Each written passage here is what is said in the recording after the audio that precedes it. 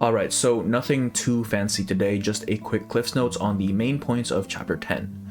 Now, this chapter does have an A plot and a B plot running in tandem, and while in the story they are interwoven, for this recap, I will be splitting them up into their own blocks, just to make keeping track of things easier. The two don't really intersect all that much before the finale, so the timeline of one relative to the other isn't super relevant till the end, so it should be fine, right?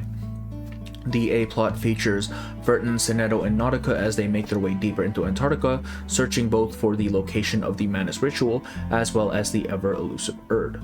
The B-plot features Ulric and his guard, conveniently just labeled as guard, as they too touch down in Antarctica and have to negotiate their way around Moldir and the Xeno defectors. Their goal is to deliver their payload of the Regulus record to the peak of the volcano, which, when played, provides protection from the storm and presumably halts the ritual Manus is preparing, right? So that's what we're doing. As always, this is not comprehensive, right? Like I said, it's just going to be a quick summary for those of you who just can't be bothered to sit through 8 hours of story.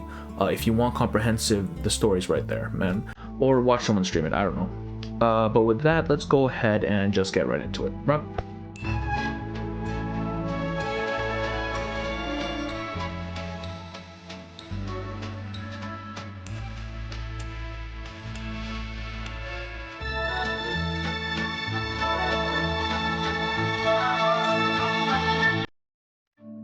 We're going to go ahead and start out with the B-plot, Ulric and Company, because it's short, succinct, and not too terribly important to the main story until the very end.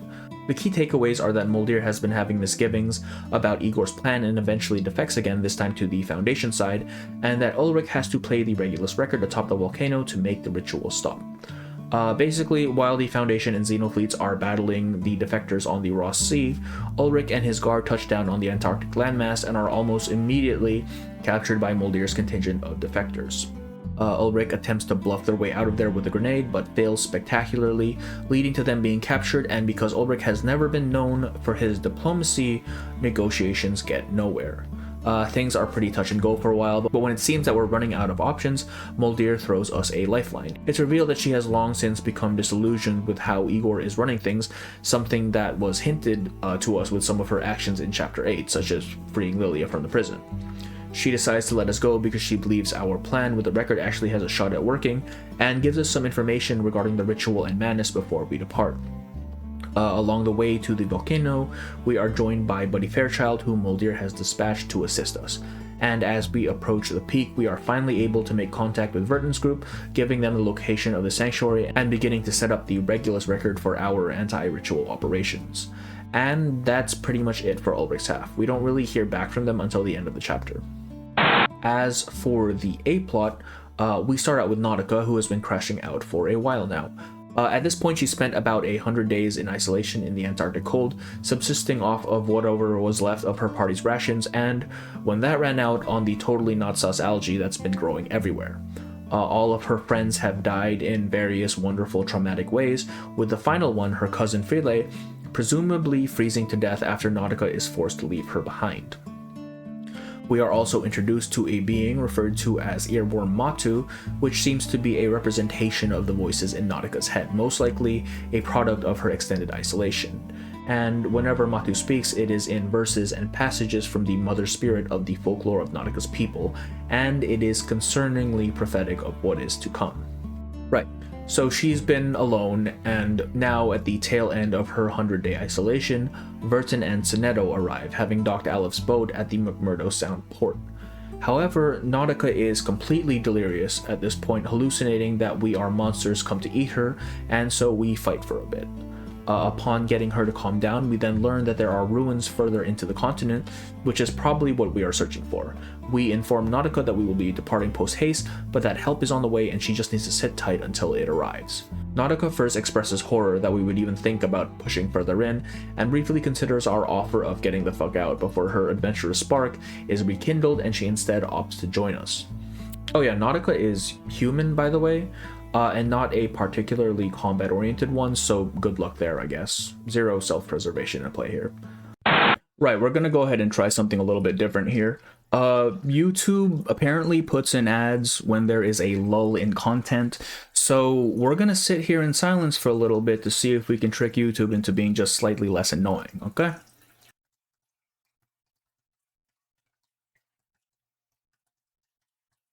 At this point, it's probably important to mention what Manus has been up to. Honestly, there's not a whole lot of new stuff we learn here. The ritual is going well despite some hiccups along the way, and we're introduced to a new Manus apostle, Animus. Now, Animus is a D1 hater, right? She hates on a collegiate level, challenger in ranked solo queue competitive racism. She is a hater not because she gets anything out of it, but just for the love of the game, right? And not just her enemies either. Half the time she's telling her colleagues why they suck so bad. Forget-Me-Not is too weak. Sophia is a Nepo hire. Grace is sus. She just doesn't like anybody except for the dead woman that they're all trying to revive. In any case, that's basically what Manus has been up to, and that's important to us because as we progress deeper into Antarctica, we begin to find more and more evidence of Manus activity. At one of the stations along the way, we find a withered and desecrated corpse that has been given what is essentially a mockery of a crucifixion, and Vertin recognizes the stethoscope around his neck, implying that Erd has been here. Upon trying to remove the stethoscope to examine it further, however, the corpse crumbles to dust and everyone gets a nice lungful of dead guy. Predictably, this sends Nautica into full hysterics, which, I mean, at this point, why not, right? She's already going through it, might as well give her the full experience. And just a quick note, this entire time, Earworm Matu has been reciting scripture in her head, which kind of foreshadows its true nature that's revealed later on. Regardless, this is all quickly set aside when we're attacked by some sled dogs who have been whipped into a frenzy by the Manus and we're forced to defend ourselves. We give them the Michael Vick special, and although we are able to dispel Manus's influence, this does not calm them down and they still chase us, forcing us to escape on Freya's snowmobile. We get a bit of downtime to recoup, Nautica gives us a bit of backstory, and we set out again on the snowmobile only to get ambushed by critters, which we managed to defeat. However, the collateral damage results in our snowmobile blowing up. And this sets off Nautica again, who believes that we're now doomed without any transportation, but after walking for a bit, Vertin and Sinedo convinces her to try and call the dogs that we beat up and see if we can get them to carry us. She does, and they do, right? And we proceed further in. After a bit more traveling, we finally come across the outskirts of the ritual site, which is encircled by a massive labyrinth. It's also here where we find another clue regarding Erd's whereabouts, her typewriter buried in the snow. We ruminate on that for a bit and then enter the labyrinth and immediately get lost, going around in circles multiple times before we realize that we can't rely on our eyes to navigate. We then use arcane detection to find our way out, the end of which takes us to the ritual site proper.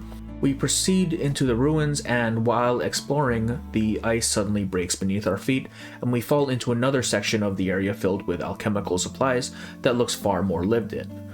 Further inspection tells us that this used to be the quarters of our good friend Lawrence, and that he has fallen ill as a result of preparing the elixir for the ritual.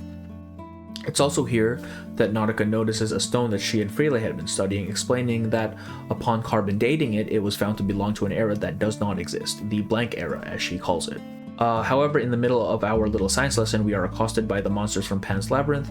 However, unlike Ophelia, we are actually capable of throwing hands. In the ensuing scuffle, the ground breaks again, and we are separated from Nautica, which you already know is going to do wonders for her mental health. On Vertin and Sinedo's side, we come across a familiar face, Miss Grace, or as we call her now, Miss Stranger.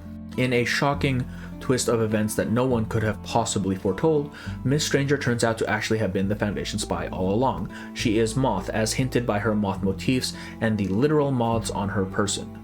She also ditches the cutesy frail girl voice for a more ara type beat, and I think that's pretty cool. I could provide you with a detailed account of the Foundation's phototaxis experiments if you need further proof of my identity. But we're running out of time. And upon verifying her identity, she then takes us to the sanctuary where the ritual is to be held. On the other side with Nautica, as is customary, she crashes out for a bit before also encountering a very familiar face. As it turns out, Freya hadn't actually frozen to death when Nautica left her. Manus nabbed her. Nautica tries to converse with her, but Freya remains silent, and while Nautica can't quite figure out why, I suspect it probably has something to do with the fact that Manus has cut out her tongue in order to prepare her for the ritual. Their reunion is cut short when Freya is summoned by a Manusgoon, and Nautica follows. And this takes us to the door of the sanctuary where Vertin and company have also converged but are in hiding. Animus is there preaching and she offers up Freya to the gate. Apparently the only way to get into the sanctuary is through human sacrifice. Now at this point, Freya and Nautica are just completely zonked out by whatever witchcraft Animus has going on. They believe they are about to meet the Mother Spirit, and so Freya willingly walks into the gate and gets the authentic human transmutation experience. Her screams of pain succeed in breaking Nautica out of her trance, and she confronts Animus, demanding to know what happened and where the Mother Spirit is. Animus finds this very amusing, and after going off on her dozenth racist tirade that morning, then explains that there is no Mother Spirit, that the Mother of Resurrection, Arcana, has been around since time immemorial, and that Nautica's Mother Spirit is just a cheap imitation. And while this does rock Nautica's worldview, her thoughts are consumed by a more pressing matter. The gate has finished digesting Freya, and it produces veins upon veins of black and red algae that quickly propagate across the landscape. In a very Soylent Green moment, Nautica realizes that she's technically been eating people this entire time. Miss Stranger chooses this moment to break cover and charges the gate, but surprise surprise, 3 people just aren't enough to break through ranks upon ranks of Manus cultists.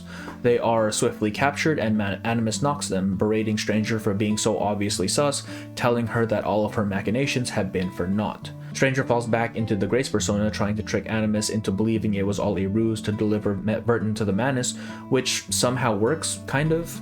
Animus humors her and tells her to shoot Vertin instead of to prove it, handing her her longbow. And it's this slight reprieve that gives Stranger a window to explode, expelling all of her moths in a single great flurry of wings and little arcane insect bodies, causing enough bedlam to allow us to break free. Unfortunately, this is not enough to get us through the gate, and after a brief scuffle, Animus decides that this is a waste of time, and she and her goons retreat into the sanctuary, the gate sealing behind her. And we are now stuck with no path forward.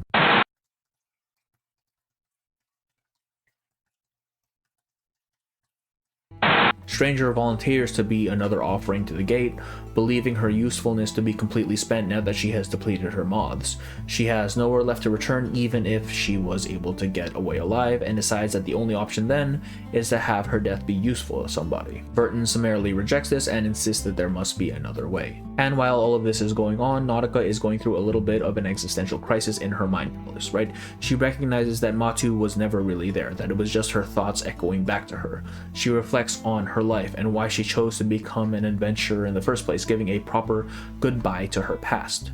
She then snaps out of her trance, seemingly resolved, informing the group that there may be another way in, as the mountain that they are trying to enter is a volcano, and volcanoes have lava tubes, paths carved out by lava flows that she claims leads to the heart. This is a lie. Nautica is a liar. She recognizes that what she had always sought out was mysteries, not answers, to gaze upon the unknown and carve her own path forward, and she does exactly that, jumping headlong into the gate, willingly offering herself as a sacrifice to allow the others to progress. And with this sacrifice, the path forward is open once more. We shove Grace and Radio into the suitcase and proceed, eventually coming across Sophia, whom Seneto chooses to stay behind with and confront, while Vertin pushes forward. They fight, and Vertin alone now gets lost in the thickening fog, reliving memories of her younger days, of being sung to by a woman as she slept, and when she escapes the fog, she finally comes face to face with Erd. But it's too late. The threads converge upon the spinning wheel, and Erd begins the ritual, only to realize with horror that this isn't what she was seeking, but is now unable to stop it. Animus appears, laughs at them for a little bit before casting Erd away into the depths, and Vertin becomes swallowed up by the ritual. Lost in the darkness, Vertin is tormented with visions of parting, lamenting the fact that she has to go through it time and time again, and is tempted to walk towards the light, but decides at the last moment that this isn't where she belongs and that she still has so much left to do. She instead plunges deeper into the darkness, eventually coming across a voice that has completely lost all sense of self. After conversing with the voice for a time and helping remind it of who it was and why it existed, Vertin realizes that it's Nautica, who hasn't been completely digested by the gate just yet. Upon this recognition, Nautica's clarity returns, and after beating up the backshot demons in the gate, they escape, with Nautica having taken on a new form forged in the image of her mother spirit. However, even though they have broken free, the ritual still hasn't been stopped, and before they can do anything else, the remaining Manus followers offer themselves to the ritual, finally precipitating the return of Arcana. On Seneto's end, Sophia realizes her job here is done and dips, telling Sinero that she has already made her choice and that she should remember the words she had spoken here today, which is not at all ominous or foreshadowing, surely. From the depths, a flood bubbles up. Anything the water touches is immediately erased from the era. We get a scene of the remaining Foundation-aligned ships on the Ross Sea deploying their anti-storm measures only to find them useless before being consumed by the deluge. Back in the cave, the Titan form of Arcana rises from the mire, and it is here that the final battle begins. Atop the mountain, above the flooding world, Muldir arrives via helicopter to aid Ulric, who is hurriedly trying to get the Regulus record set up, but is running into issues. Beneath the mountain, Vertin and Nautica fight off Arcana's Titan form, though the battle seems to be fruitless as they are unable to deal any significant damage to her. Above and below work in tandem in a desperate effort to stifle the ritual before it can fully resolve, and when all seems lost, right when the floodwaters have nearly engulfed everything, the record starts playing. The ritual is halted, the flood is slowed. Arcana's form dissolves back into a familiar humanoid shape, and she departs with a smile, remarking that they will meet again. The cave begins to crumble around us, and a rock falls on Animus, crushing her like a bug. However, slowly but surely, the water still continues to rise. Realizing that the spinning wheel needs to be fully stopped to end the ritual, Vertin dives into the depths after it. Down in another cave, she finds it alongside Erd and battles against a fierce current to reach them, but is unable to make any headway, so Erd comes out to her, starting to vanish as the floodwaters begin to erase her from the era. Eventually, they reach each other, and just as the ritual is finally truly halted, Erd vanishes completely. The flood recedes, the water rising up to the sky as raindrops, and the chapter ends with the advent of the 10th storm. And that's a really abbreviated version of chapter 10. There's some other stuff that probably warrants mentioning, but doesn't really play a huge role in the story just yet. Igor and Telemi survive along with some contingent of Xeno defectors. They've seemingly cut ties with Manus at this point, and the reward for their cooperation being some sort of floating magic cube, which I can only imagine is going to be significant going forward. Muldir and the Fat Squirrel are now both presumably in Foundation custody, and the year we have reversed to this time is a 1920 in which the fighting of World War I still hasn't ended, so we are well and truly off the events of the original timeline at this point. And that's it. I don't typically do recap videos unless there's a good enough reason, but I had a few requests for this one, so I figured out, why not? I'll happily take that ad revenue. Thank you to Chip, Bones and Apples, Amane Echo, Akito DTD, and Pompa Aerostar for being YouTube members, and a special thank you to Chip and Nilo Suez for the 10 gifted members each. The support means a ton, truly. And for the rest of you, I hope you enjoyed, and I will see you on the next one, alright? Bye-bye.